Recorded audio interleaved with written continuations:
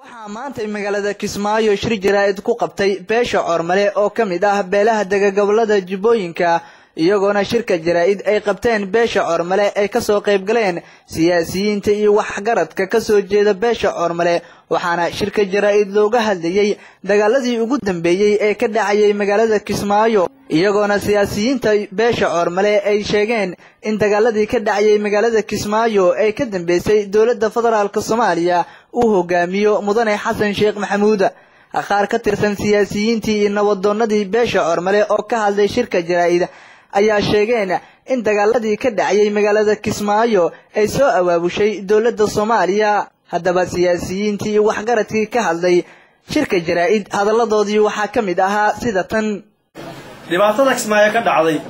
waxa mas'uuliyadda iska leh wasiirka gaashaandhigga wasiirka arrimaha gudaha iyo xubno ka mid ah baarlamaanka Soomaaliya oo ka mid yahay ninka la yiraahdo Xoos Jibriil oo hogaaminayay ka hore dhibaato kama ayna jirin Kismaayo waxaa la sameeyay oo muddo 8 bilood ku dhawaad socday waxaa socday shirar oo isku keenay Mingedo ilaa iyo Raskamboni oo halkaas ummadii ergoynka isku keenay qaad diyaarado lagu keenay wixii oo dhan marka la arkay inay dadkii ayahooda ka tashanayaan oo dhibaatooyinka xalinayaan oo midnimo iyo ummad Soomaaliyeed u jeesteen ayaa waxaa loo soo diray wasiirka gaashaandhigga ee Soomaaliya waxaan u sheegaynaa ninka sheeganaya madaxweynaha ee Soomaaliya sheeganaya Xasan Sheekh Maxamuud horta anagu awalba ma ana aqoonsaneyn dawladdiisu inaba haba yaraatee wax aqoonsi oo aan maxaan ku raahdaa anaga aan ku leeyahay ma jirto wuxuu ku guul dareystay inuu xamar wax ka qabto wax kale iska badaayo inuu xamar wax ka qabto waxaan noola adeegsaday United Nationska caalamka qarashkii ay bixiyeen oo ugu bixiyeen ummadda Soomaaliyeed wax looga qabto waxa loo adeegsaday waxa maanta Kismaayo ka dhacay